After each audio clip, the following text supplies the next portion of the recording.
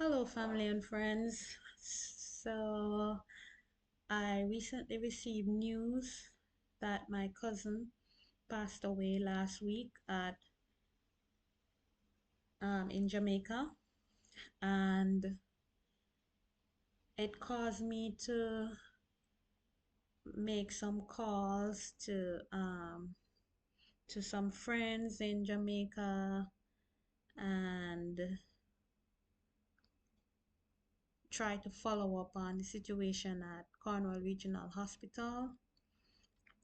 And what I found out about the triage area is that nothing has changed. There is still uh it's still a situation where you have people sitting on chairs waiting for hours before receiving medical care. And as I have said before, it's not a case where there are not qualified medical personnel available. It's a situation where the hospital is so overwhelmed by the amount of people that they need to treat. And this is causing people to be sitting in the waiting area on chairs, people sitting on the floor. And this system is not going to be fixed just by fixing the hospital. It also involves it also involves changing the type of way that the hospital resources are being managed, changing it involves a whole restructuring of the way that healthcare is delivered in Jamaica. It involves basically, the only thing I can say is policies that were in place from 1986 when my mother died. Those policies, they need to be changed. We are in the year 2025. There needs to be new policies put in place in the way healthcare is delivered. There's no reason that people should be sitting in a waiting room in a level 1 trauma hospital that is located in an international city, and these people have to be waiting for hours. One person told me that the only way you get a bed is if somebody dies. So I am fortunate to have experienced better health care,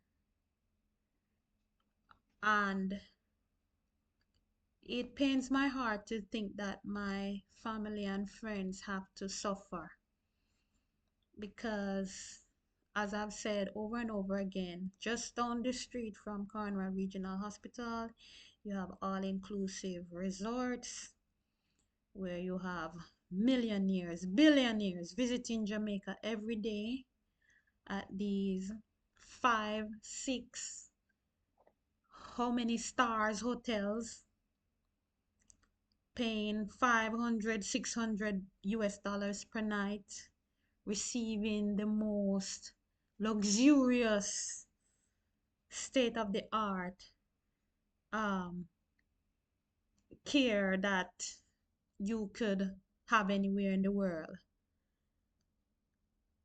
And here you have a hospital where you have children and adults that need care, they have to be experiencing the worst care ever.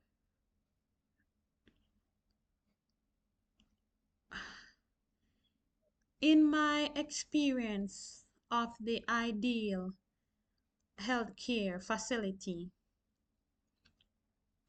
as I said before, I am now living in the United States, which is not perfect, but I've been fortunate to have lived and worked in a city where I have seen what good healthcare is supposed to look like. If you go to a triage area or emergency room in a healthcare facility, you're supposed to see clean chairs, ample chairs available for everyone. It should not be overcrowded. You are supposed to be processed and seen in minutes. Your paperwork, whatever you need to be processed, that should be done by the nurse or the person who is doing the admitting. That should be done within minutes. If you go to such a facility, you're not supposed to be sitting down waiting for over 12 hours to see a nurse or a doctor. Right away, you should be brought to a room where there is a hospital bed available for you to rest while you wait on the doctor or the nurse to give you that care that you need. So I'm just appalled that people are still having this type of treatment whenever they go to get health care.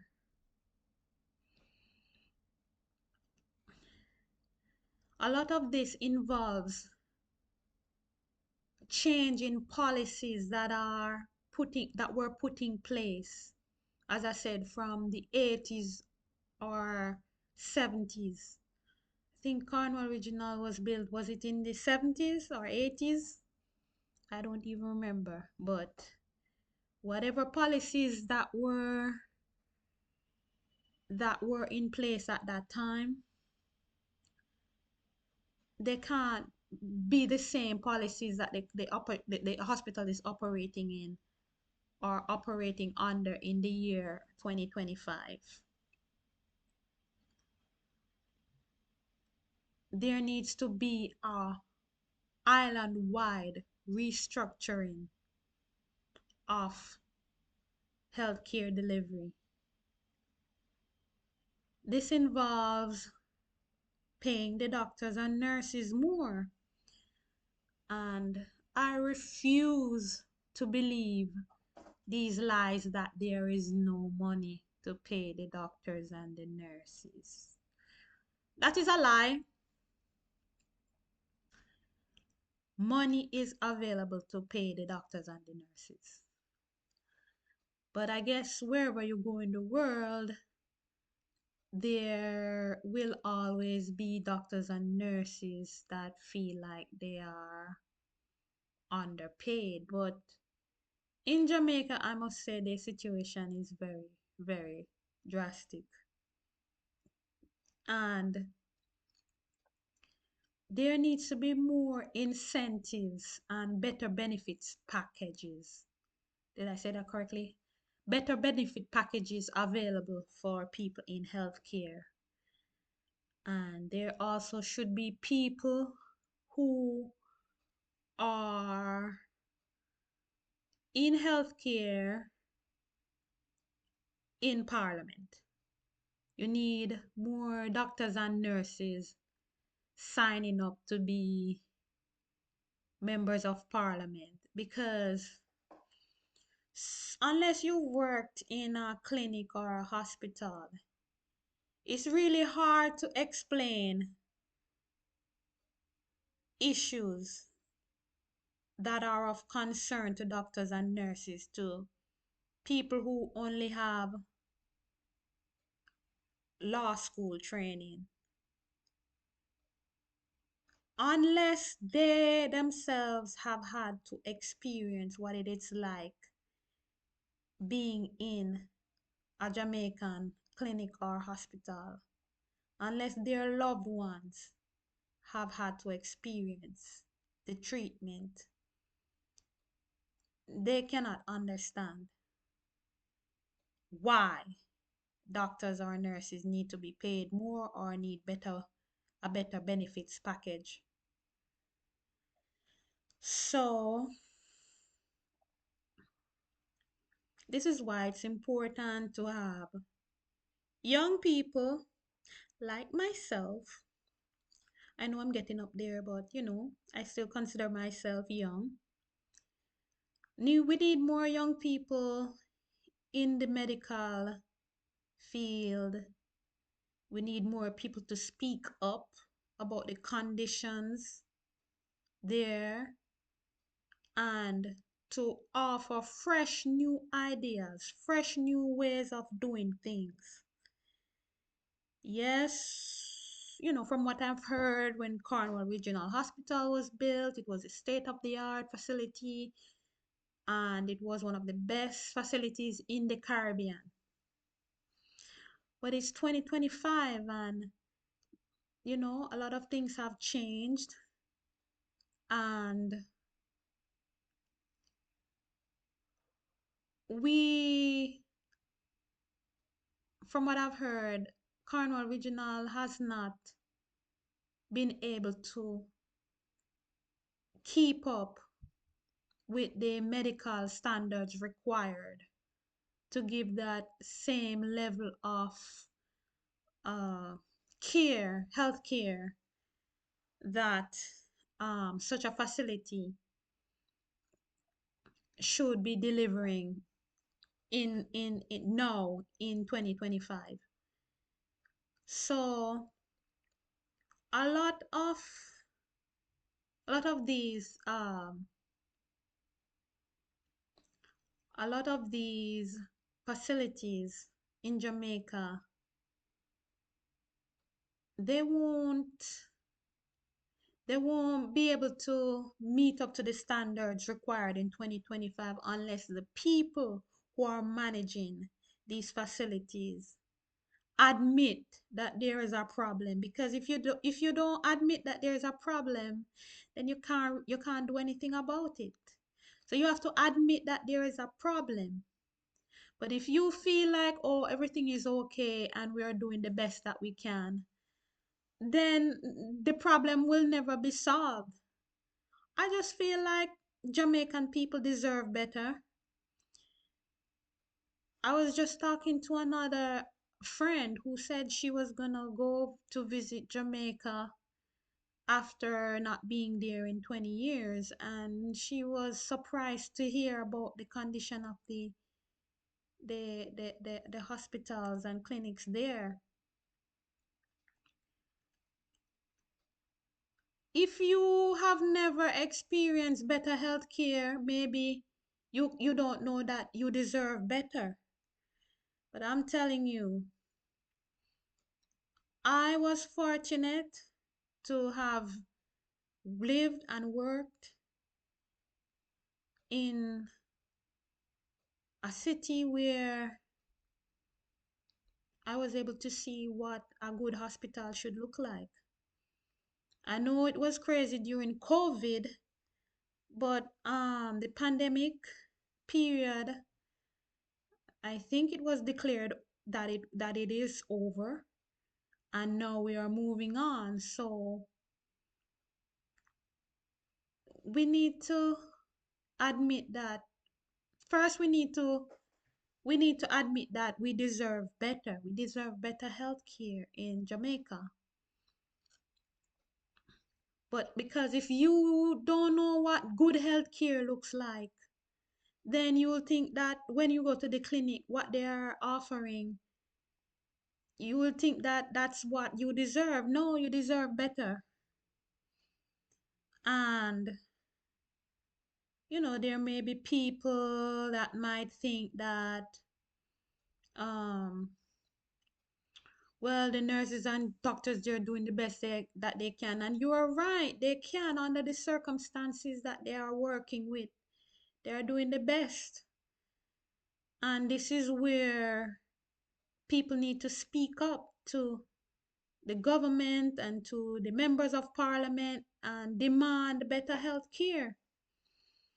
If you are giving luxury treatment at all inclusive resorts, why do the people who live in the country that is offering luxury treatment, why do they have to suffer?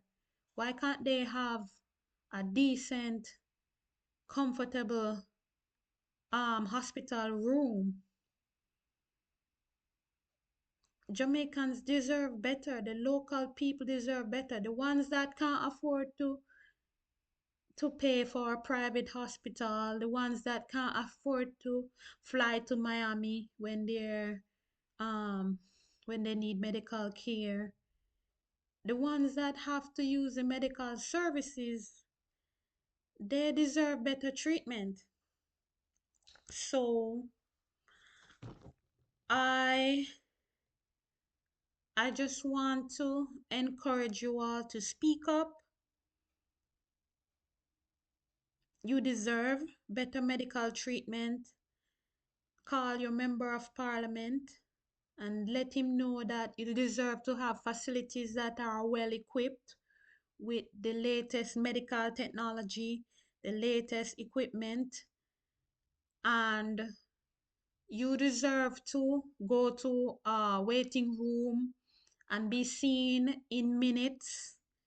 You deserve the best health care that is offered in the world. I'm sure you've watched a lot of videos online and seen all these celebrities and influencers when they visit Jamaica, they post videos and tell you, oh, this place is beautiful, this place is paradise. Or whenever they need to relax, they're like, I can't wait to escape to a beautiful place like Jamaica. I just need to escape. So their escape is being at a luxury resort in Jamaica, and yet the people that actually live in Jamaica, they can't even afford to go to a luxury resort and they can't even afford to get proper medical care. So they don't have no escape. And then don't let me start talking about how the beaches, people are, all inclusives are taking over the beaches, and the people that live in the communities are not able to access beaches that once were free. That I have to talk about that in another video. But let me tell you, when I had to visit a hospital and had to when I had to be a patient in a hospital, the room that I got was like a luxury room. I felt like I was in a luxury hotel. And I'm fortunate that I was able to have insurance, that the hospital room where I was staying had everything, every modern convenience and healthcare equipment um is that was that is possible. That room had it. And so I got to experience that. But I know a lot of my family members in Jamaica, in the country, and those who don't really have a job, and even the ones who have jobs. Like, for example, when my father died 3 years ago, my father was the person who he used to drive around, um campaign, people who were involved in political campaigns. He used to drive them around, and he believed so much in Jamaica. He was a tour bus operator, and he took people on tours to beautiful resorts, and he promoted Jamaica. He worked in the tourism industry for over 40 years. He spoke so highly of Jamaica, and he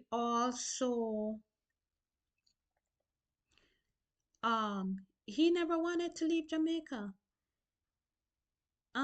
Even when he was sick, and he didn't want to go to the United States or anywhere else for treatment. He stayed in Jamaica until he died. And back to that hospital story, after they treated him and he was still there, he just told my cousin who was taking care of him at the time that he just wants to go home. And he was taken home, and he died in his own bed at his home, where he felt more comfortable and better and at peace. He felt much better than when he was in the hospital, where they were supposed to be treating him and helping him to feel better. So you have here a honest, hardworking man who served his country for over 40 years. And when it was time for him to receive health care from the country that he served, so I can't even think of the word right now. He was such a patriot to Jamaica, and served so faithfully for over 40 years. And when he needed help, he couldn't even get the basic help that he deserved. Not only my father, but I have another cousin who was a vice principal of a popular Jamaican, I'm sorry, popular high school in Montego Bay. When he died, when he went to Cornwall Regional Hospital, he drove himself to the hospital. He never came home. I have another cousin that lived in the country. I remember every morning she used to text me and send me, those, you will have some family or friends that they send you a beautiful picture or inspirational text every morning. And I noticed one morning I never received any text from her, and then the following week I heard that she had passed away. And it was so sad. It was so sad to know that something as simple as being treated at a facility where she can receive urgent care in a timely manner. Just to imagine that this beautiful, sweet soul could not even get that treatment. My best friend told me that when her mom went to the hospital, similar story. I think her mom went like 12 during the day, and they didn't see her till midnight. And these are people that have like critical illnesses that need immediate care. And they didn't receive this response, the response that was needed. And I'm just thinking that, what if these these family members or friends, they had received that response within minutes of arriving at the hospital. That is very crucial in helping to treat someone, you have to administer that care within a certain time frame. And that is not available. It's almost like if you hear that somebody going to Cornwall Regional Hospital, everybody don't really have any positive um they don't really have any positive outcomes. Did I say that right? I don't know. But anyway, what I'm trying to say, okay, I have another story. Another friend, my neighbor, said his father went to Cornwall Regional Hospital, and to make a long story short, they found his father. The nurses found his father on the floor, and he passed away shortly after. These stories are just, I can't sit and act like everything is great. Yes, I hear that a new children's hospital is being built, and I hear that they're building around the old building, but from what I hear, it sounds like the old building. Okay, when I came here to America, I saw where, like, if you have an old building, they completely demolish the old structure. They they got they got the building, remove every old structure before rebuilding and or building a new structure. All the old material, everything is completely removed. But at Cornwall Regional Hospital, I'm hearing stories like nurses are becoming ill because it's almost like they're putting a band-aid on a sore. They are supposed to be refurbishing the hospital. The hospital need to be completely demolished, imploded, and gutted out. All of the old material needs to be removed, and a completely brand new structure built on the site. But it's almost like you have a rotten structure, and instead of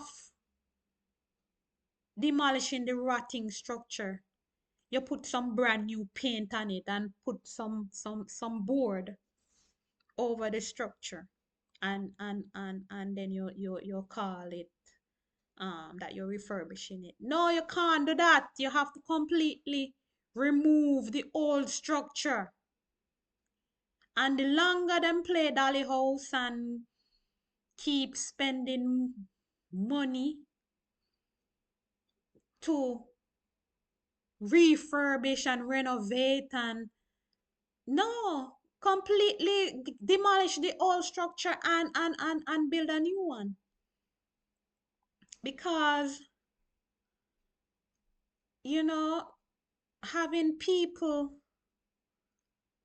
in that old facility, the workers are getting sick, the patients are getting even more sick. That don't make any sense to me. So I have to be the voice of the people that can't speak up, because this is my own family. My mother died in 1986. My father died in 2022. My cousin died a few days ago here in 2025. My best friend, my neighbor, other family members, you know, they deserve better care.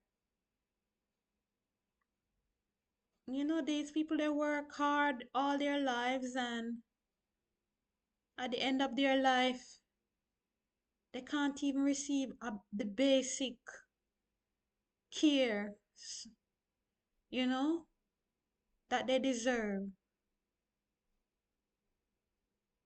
So this video is a plea for help, a call for attention, whatever you want to make it to be. Yes, that this video is it. I am making you aware that the situation in the hospitals is really bad. And yes, I am working on getting funds because I feel like it's time that I give back to my community, give back so that maybe my younger family members or my family members that are still in Jamaica that still have to depend on this healthcare system, that maybe something that I do can can help to benefit them. So I could go on, but I think I should probably end this video now. And of course, I have to continue talking about this, talking more about other aspects that we need to consider. But I guess I will continue in the next video. If you have made it this far, thank you for watching this video, and I will see you in the next video.